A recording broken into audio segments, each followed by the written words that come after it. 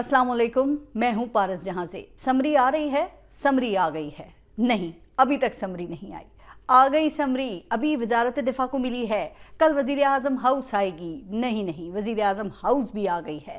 भाई कोई तमगा कन्फ्यूजन होता ना तो यकीनन इस हुकूमत के दो वज़रा को ज़रूर मिलता। ख़ास तौर पे मरियम औरंगज़ेब और ख्वाजा आसिफ ने गुज़िश्ता 2 माह में जितने बयानात बदले हैं ना, इतने शायद ही पाकिस्तान की तारीख में वज़ीर आज़म बदले गए हों। ख्वाजा आसिफ ने तो सितंबर में ही दावा कर दिया था कि आर्मी चीफ की तैनाती का अमल अक्टूबर के आखिर में शुरू हो जाएगा। फिर कहा कि नहीं, नवंबर के पहले हफ्ते में शुरू होगा। फिर दावा किया कि 18 नवंबर के बाद होगा शुरू। और ज़राए के मुताबिक इसकी वजह यह थी कि एक senior lieutenant general Waseem Ashraf 18 नवंबर को रिटायर हो रहे थे और हुकूमत सीनियरिटी लिस्ट में लेफ्टिनेंट जनरल आसिम मुनीर को टॉप पर देखना चाहती थी।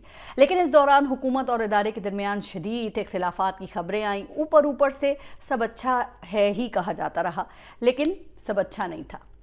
आखिर कोई तो वजह थी ना कि छोटे मियाँ को इमरजेंसी में बड़े मियाँ के पास लंदन जाना पड़ा। कोई तो वजह थी कि मलिक अहमद खान वफाकी हुकूमत का हिस्सा ना होते हुए भी बड़े मुतहरिक थे। कोई तो वजह थी कि मलिक अहमद खान और ख्वाजा आसिफ मुसलसल रावलपिंडी से इस्लामाबाद और इस्लामाबाद से रावलपिंडी के चक्कर लगा रहे थे। बेखुदी बेसबब नहीं थी गालिब, कुछ तो है जिसकी पर्दादारी है। तो वजह ये थी कि हुकूमत हर कीमत पर एक शख्सियत को आर्मी चीफ बनाना चाहती थी, लेकिन कहा जाता है कि इदारे को इस पर इख्तिलाफ था और इदारा किसी कंट्रोवर्सी में पड़ना नहीं चाहता था। लेकिन आपको मालूम है ना कि जाने वाला सरबरा इतना मजबूत नहीं रहता जितना वो हाजिर सर्विस होकर हुआ करता है। इसलिए शायद जीत हुकूमत की हुई और कल रात को वज़ीर आज़म हाउस को GHQ की तरफ से 6 सीनियर तरीन लेफ्टिनेंट जनरल्स के नामों के डोजियर्स मौसूल हुए और वो डोजियर्स वजारत दिफा ने अपनी समरी के साथ अटैच करके वज़ीर आज़म हाउस को भिजवा दिए हैं। अब इस समरी में टॉप पर लेफ्टिनेंट जनरल आसिम मुनीर का नाम है और इनके बाद बिलतरतीब lieutenant general Sahir Shamshad Mirza, lieutenant general Azhar Abbas, lieutenant general Numan Mahmood, lieutenant general Faiz Hameed, lieutenant general Mohammad Aamir शामिल हैं। और इम्कान यही है कि लेफ्टिनेंट जनरल आसिम मुनीर का तकर्रुर बतौर आर्मी चीफ और लेफ्टिनेंट जनरल साहिर शमशाद मिर्ज़ा का तकर्रुर बतौर chairman joint chiefs of staff हो जाएगा। लेफ्टिनेंट जनरल आसिम मुनीर अब एक इंतहाई काबिल ऑफिसर हैं और उम्मीद है कि अब उनके नाम पर इमरान खान को भी कोई एतराज़ नहीं होगा, चूँकि वो कह चुके हैं कि हम इस मामले से पीछे हट चुके हैं। लेकिन गेंद सदर आरिफ अलवी के कोर्ट में ही जाएगी और उनसे भी यही उम्मीद है कि वो गोल करने की कोशिश किए बगैर ही गेंद को हुकूमत की जानिब धकेल देंगे। इमरान खान ने यह भी कहा कि सदर आरिफ अलवी के पास समरी आई तो वो ज़रूर मुझसे मुशावरत करेंगे।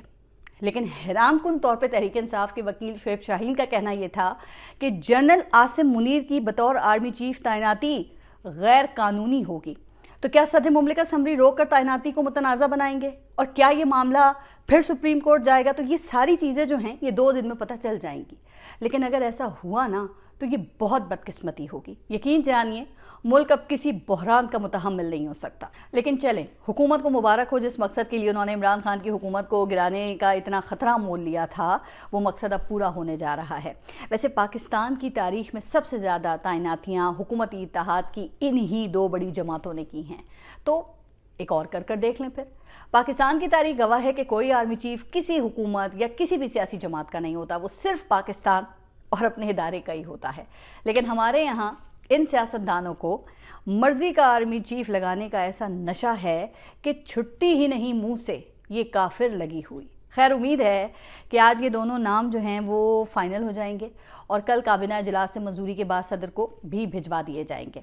अच्छा, दूसरी तरफ एक जिला वतन सहाफ़ी की आर्मी चीफ और उनके ख़ानदान से मुतालिक अरबों रुपए के असासों और टैक्स रिटर्न्स की खबर ने एक बॉम्ब फोड़ दिया है, जिसका ज़लज़ला पिंडी से लेकर कराची तक महसूस किया गया है।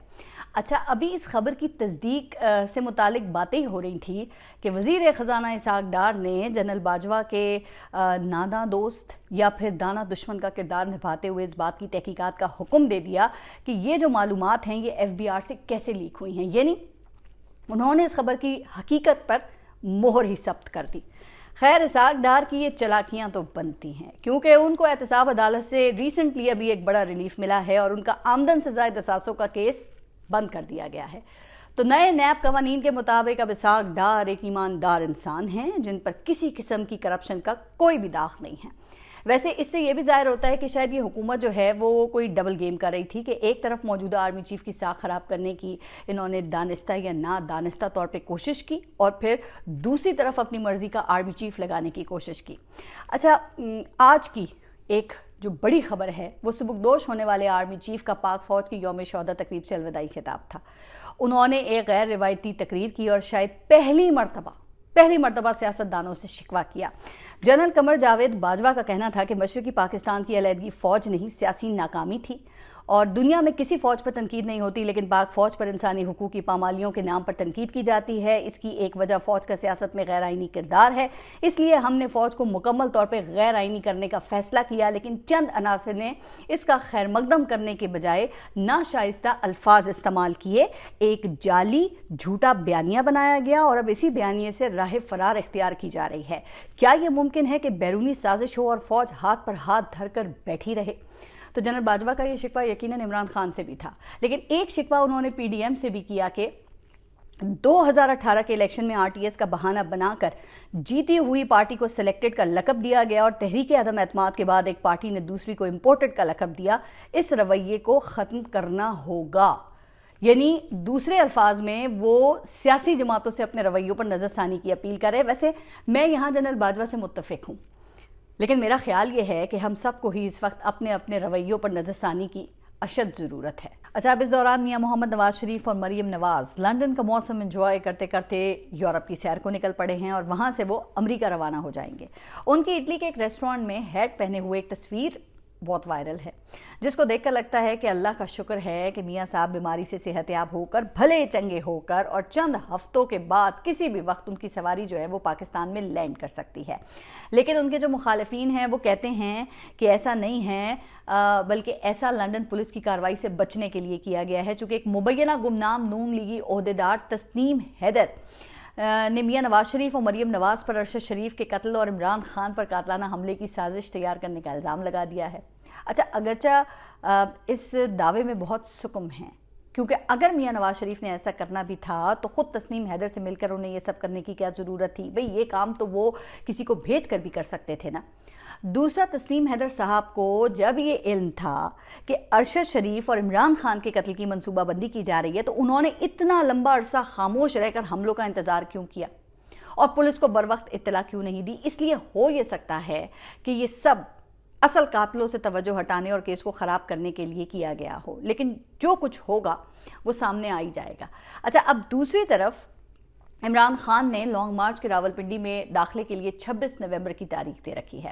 اب کل ان کے ڈاکٹرز نے ان کو سٹک کے ذریعے ہلکی پھلکی چہل قدمی کی بھی اجازت دے دی ہے اور 25 نومبر تک وہ چلنے کے قابل ہو جائیں گے، اور 26 نومبر کو بذریعہ ہیلی کاپٹر اسلام آباد کے پریڈ گراؤنڈ پر ایک دھواں دھار انٹری دیں گے اور پھر فیض آباد میں دھرنا دے کر اسلام آباد جانے والے راستے بند کر دیں گے۔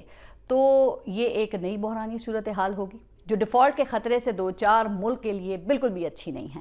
کہا یہ جا رہا ہے کہ پاکستان تحریک انصاف کے دور حکومت میں مارچ تک جو ڈیفالٹ کا خطرہ تھا وہ 5% تھا، وہ اب بڑھتے بڑھتے 64% سے 75% اور اب 93% ہو چکا ہے۔ اب اس کا ذمہ دار کون ہے؟